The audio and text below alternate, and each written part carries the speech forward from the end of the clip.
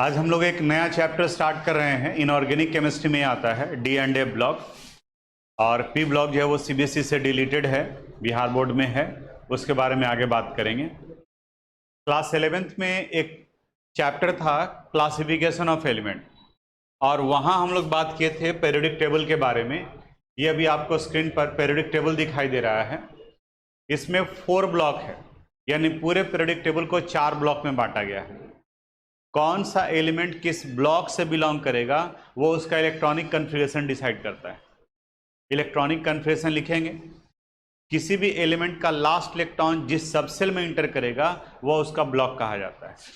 यानी S block element का last electron S subshell में, पी ब्लॉक का पी सबसेल में, डी ब्लॉक का डी सबसेल में, और एफ ब्लॉक का एफ सबसेल में। तो पहला तो सवाल का आंसर यही हो गया, what is D block element. So the element which last electron enters into D subcell are called D block element. और periodic table में कौन सा किस जगह पर आता है उसके बारे में फर्स्ट ग्रुप और सेकेंड ग्रुप एलिमेंट को S ब्लॉक कहा जाता है। 13 से लेकर 18 तक ये P ब्लॉक एलिमेंट है, और ग्रुप 3 से लेकर ग्रुप 12 तक इन्हें D ब्लॉक एलिमेंट कहा जाता है। यानी कि मॉडर्न पीरियोडिक टेबल में डी ब्लॉक एलिमेंट एस और पी ब्लॉक के बीच में पाया जाता है, यानी कि इंटरमीडिएट है।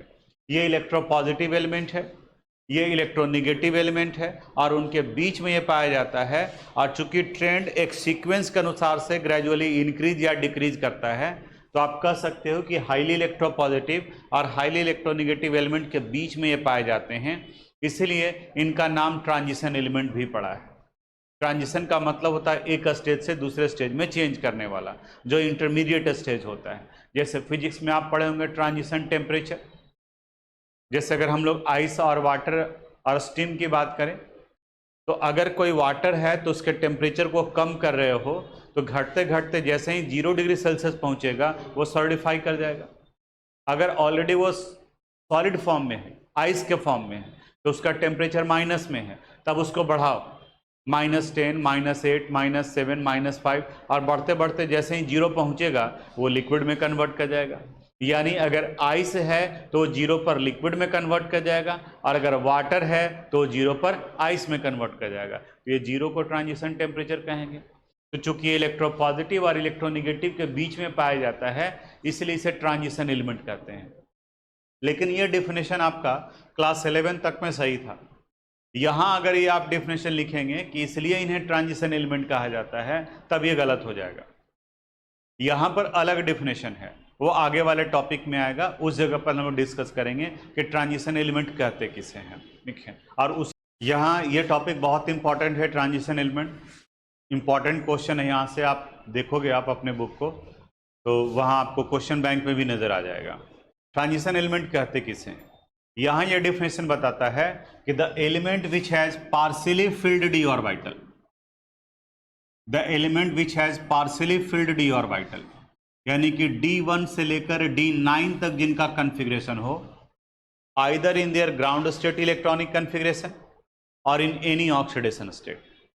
यानी वैसे एलिमेंट जिनके पास पार्शियली फिल्ड डी ऑर्बिटल हैं उन्हें ही ट्रांजिशन एलिमेंट कहा जाएगा। जिनके पास में या तो कंप्लीटली फिल्ड डी ऑर्बिटल हो या कंप्लीटली वैकेंट डी ऑर्बिटल हो, इन्हें ट्रांजिशन एलिमेंट नहीं कहा जाएगा। इन्हें ट्रांजिशन एलिमेंट नहीं कहेंगे। अब जिस किसी को भी आइडेंटिफाई करना है कि वो ट्रांजिशन एलिमेंट है या ट्रांजिशन एलिमेंट नहीं है, उसका कन्फिग्रेशन लिखेंगे। कन्फिग्रेशन में अगर D1 से D9 आ गया तो वो ट्रांजिशन मेटल होगा, और जहां कन्फिग्रेशन D0 या D10 आया तो वो नहीं होगा। लेकिन एक चीज और ध्यान से, D0 और D10 अगर एटम का आ रहा है तो उसके पॉसिबल आयन का चेक करो। अगर आयन का भी पार्शियली फिल्ड हो जाए, एटम का नहीं है आयन का अगर हो गया, तो भी उसको ट्रांजिशन कहेंगे। ट्रांजिशन उसे सिर्फ नहीं कहा जाएगा जो ना तो एटम के फॉर्म में और ना ही आयन के फॉर्म में पार्शियली फिल्ड हो। इससे रिलेटेड 1-2 क्वेश्चन है, हम सब लिखवा देंगे। यहाँ बोर्ड पर देखो, ये वही बात है जो पार्शियली फिल्ड होगा वो। जैसे यहाँ एक क्वेश्चन है आपकी एनसीईआरटी बुक का ही है, इस जगह कर है on what ground can you say that scandium जिनका एटॉमिक नंबर 21 है is transition element, but zinc जिनका एटॉमिक नंबर 30 है इज नॉट। यानी स्कैंडियम को आप ट्रांजिशन मेटल कहेंगे और जिंक को क्यों नहीं कहेंगे? इसका क्या इसके पीछे में रीजन है? कन्फिग्रेशन लिखेंगे। स्कैंडियम का एटॉमिक नंबर 21 है। कन्फिग्रेशन क्या आ जाएगा?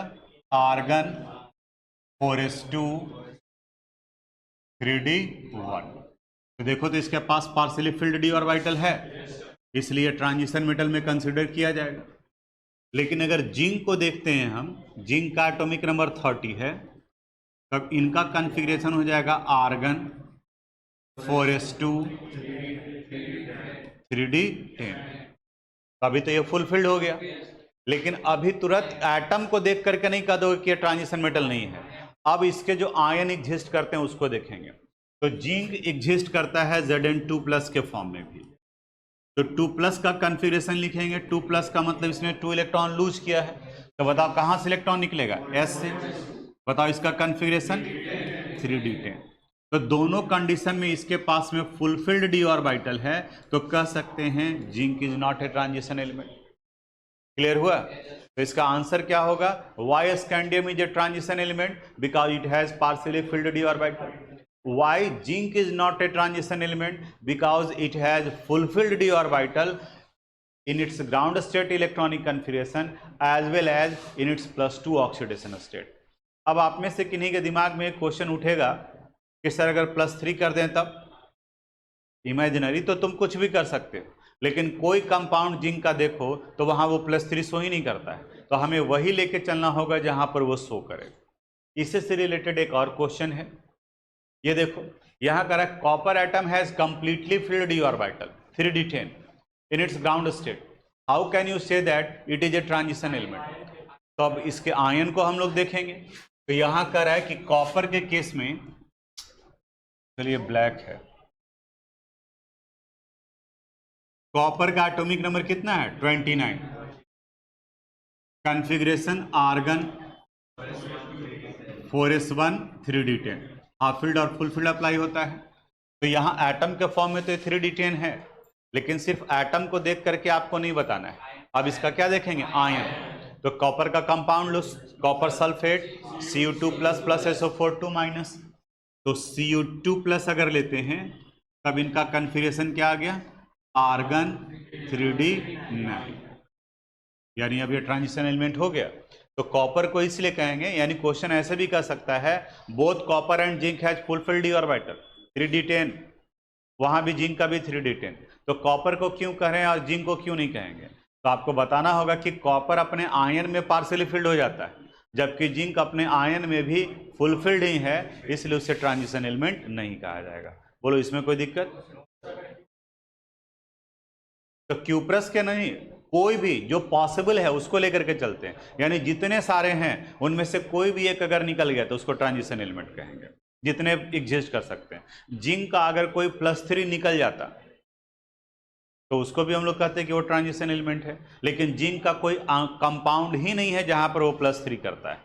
कॉपर में तो क्यूप्रस और कुप्रिक दोनों आता है, तो क्यूप्रिक है ना, तो इसलिए कॉपर को कंसिडर किया गया। क्यूप्रिक भी बना तो कहां से बना? कॉपर से ही बना है, तो इसलिए उसे ट्रांजिशन एलिमेंट कहते हैं।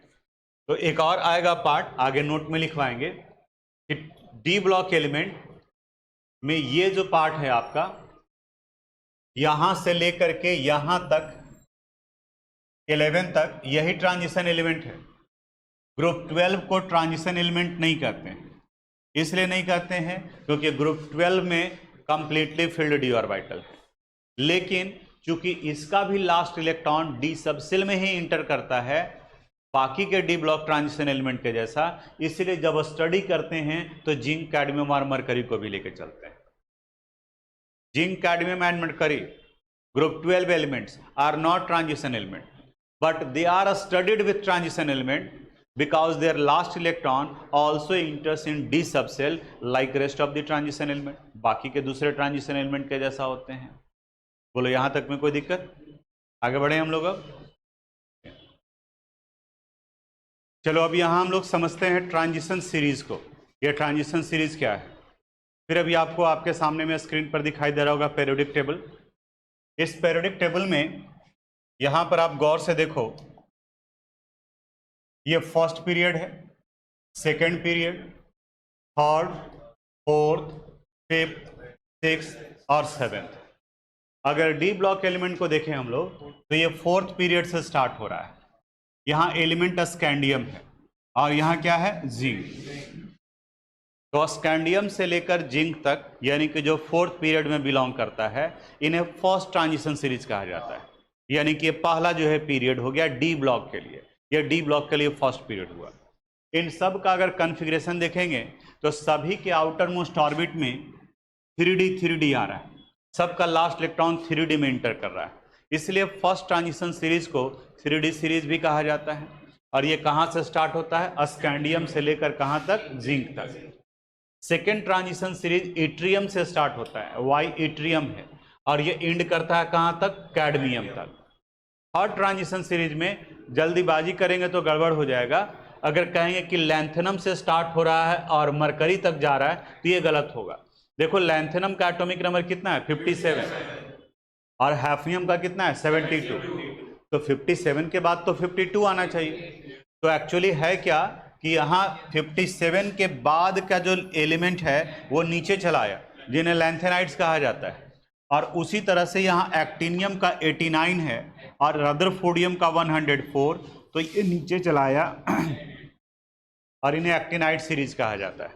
तो अगर आप बोले कि लैंथेनम से लेकर मरकरी तक, तब तो ये सारा पार्ट भी आ जाएगा उसी में ट्रांजिशन सीरीज में। तो इसलिए सेपरेट करना पड़ेगा आपको, यहाँ बताना पड़ेगा लैंथेनम, फिर हैफनियम टू मरकरी, यानी कि हैफनियम से लेकर के मरकरी तक लगातार है। देखो यहाँ 72, 73, 74, 75, यानी कि ये क्या गया है, लगातार। उसी तरह से फोर्थ ट्रांजिशन सीरीज, ये 3D है, ये 4D, ये 5D और ये 6D। फोर्थ ट्रांजिशन सीरीज को हम लोग 6D सीरीज भी कहेंगे। ये कहाँ से कहाँ तक है, एक्टिनियम 89, रदरफोर्डियम 104 और लास्ट में इन्हें कॉपरनीशियम कहा जाता है, Cr तक, यानी यहाँ तक किया जाता है।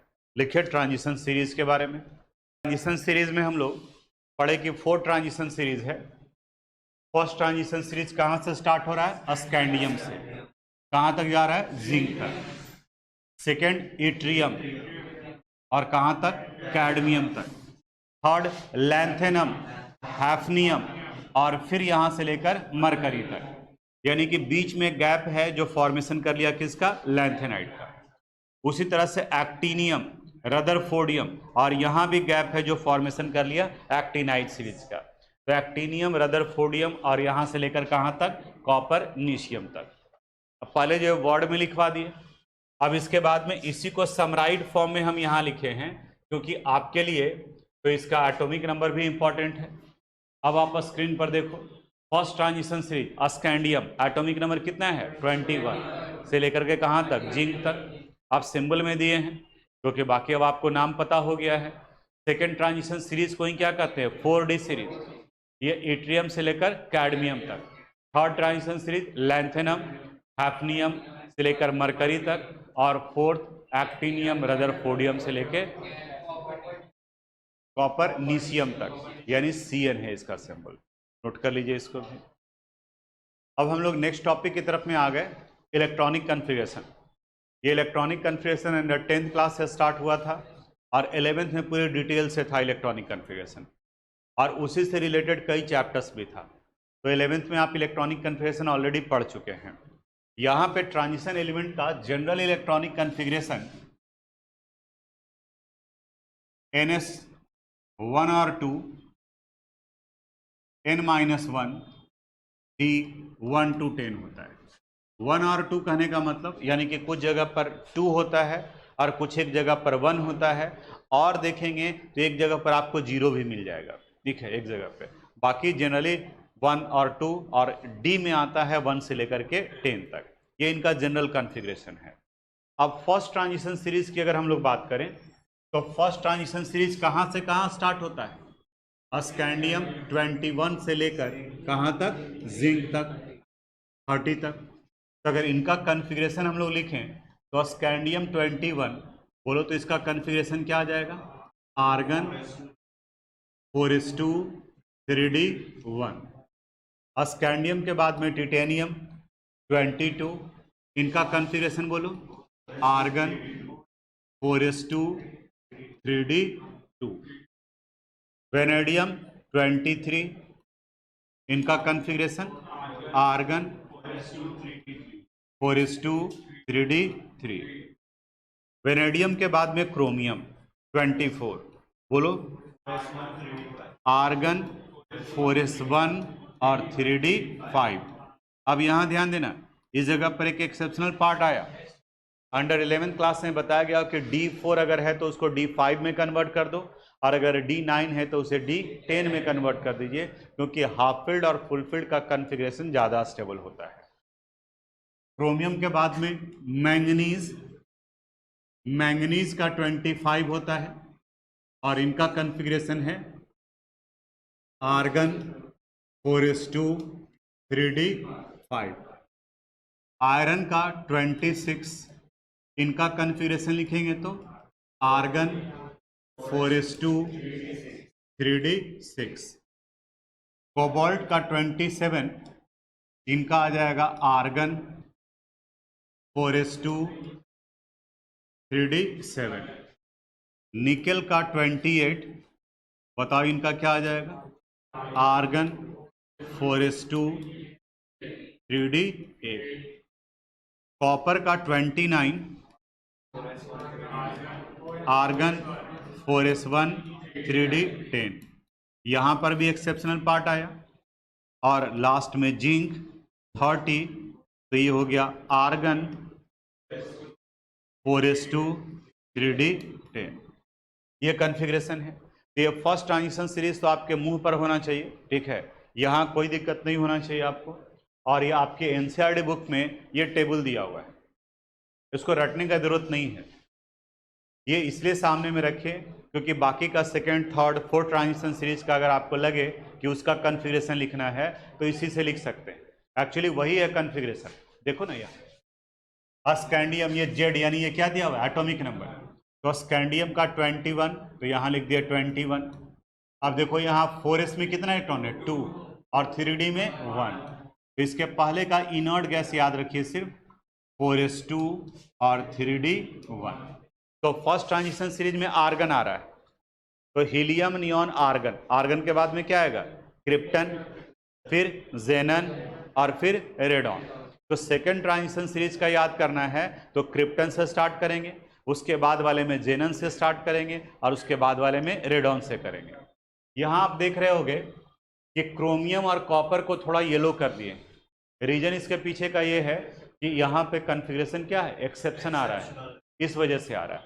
इसी तरीके से सेकंड ट्रांजिशन सीरीज में ज्यादा एक्सेप्शन दिखेगा आपको, देख रहे हैं, इसी जगह से 1 इलेक्ट्रॉन आगे की तरफ में शिफ्ट करते चले गए, ठीक है, 4, 5, 6, 7, क्योंकि जैसे जैसे हायर एलिमेंट की तरफ में बढ़ते हैं ओवरलैपिंग ज़्यादा स्टार्ट हो जाता है, जिस वजह से। तो फर्स्ट ट्रांजिशन सीरीज में सिर्फ कॉपर और क्रोमियम में याद रखना था, सेकेंड ट्रांजिशन सीरीज में ज़्यादा है लेकिन इसके बाद वाले में कम है।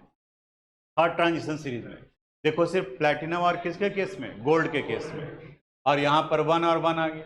और फोर्थ ट्रांजिशन सीरीज में एक जगह पर RJ 120 से यहाँ पर एक जगह पर। और सेकेंड ट्रांजिशन सीरीज को गौर से देखो तो पैलेडियम के केस में देखो क्या आ रहा है, 0, बताया था ना कि 0 भी आ जाता है। तो ये D10 में कन्वर्ट करने के लिए इनका भी D10, इनका भी D10, इनका भी D10, यानी पैलेडियम, सिल्वर और कैडमियम, इन तीनों का D10 है, तो इस वजह से ये 0, यानी कि दोनों इलेक्ट्रॉन यहाँ ले लिया। तो जो एक्सेप्शन वाला पार्ट है तो कम से कम उसको ध्यान में रखिए और लिखा जाएगा एक्सेप्शन वाला। फर्स्ट ट्रांजिशन सीरीज पूरा, यानी स्कैंडियम से लेकर कहाँ तक, जिंक तक। सेकेंड, थर्ड और फोर्थ ट्रांजिशन सीरीज का जहाँ पर एक्सेप्शन दिख रहा है वहाँ पर। अब इससे रिलेटेड भी आपके बुक में का एक क्वेश्चन है, यहाँ दिखेगा आपको, यहाँ ये देखो एक्सरसाइज का 8.1 है, write down the electronic configuration of. तो ऊपर का जो 4 दिया हुआ है वो फर्स्ट ट्रांजिशन सीरीज से है, और बाकी 5th से लेकर के 7th 8th तक का जो है वो F ब्लॉक एलिमेंट है। और अभी हम लोग क्या पढ़ रहे हैं, D ब्लॉक। तो अब इसको सोल्व करेंगे तो बाकी का 4 तक करेंगे और 5th 6th 7th 8th छोड़ देंगे। जब हम लोग F ब्लॉक आएंगे तो वहां पर लिखेंगे। अब तरीका क्या था, जैसे Cr3+ है तो Cr3+ के पहले आपको लिखना चाहिए किसका? क्रोमियम का। तो क्रोमियम का 24 है, तो इनका कन्फिग्रेशन क्या हो गया? आर्गन 4s2 कि 4s1? 4s1, 4s1 3d5। अब लिखना किसका था? Cr3+ का। तो फोर्थ ऑर्बिट से निकलेगा इलेक्ट्रॉन। बताओ इसका कन्फिग्रेशन। आर्गन 3d कितना इलेक्ट्रॉन? 3 इलेक्ट्रॉन, तो 1 और 2 3d3। ये अगर आप डायरेक्ट लिख सकते हैं तो इट्स ओके, अगर डायरेक्ट नहीं लिख सकते हैं तो बाकी का आप एटम का करके लिख लीजिए। बाकी का तो लिखवाए हैं, कंप्लीट हो जाएगा ये कन्फिग्रेशन। तो ये कन्फिग्रेशन आप कंप्लीट कर लीजिएगा। अब आप लिखिए, लिखवा देते हैं। Thanks for watching this video.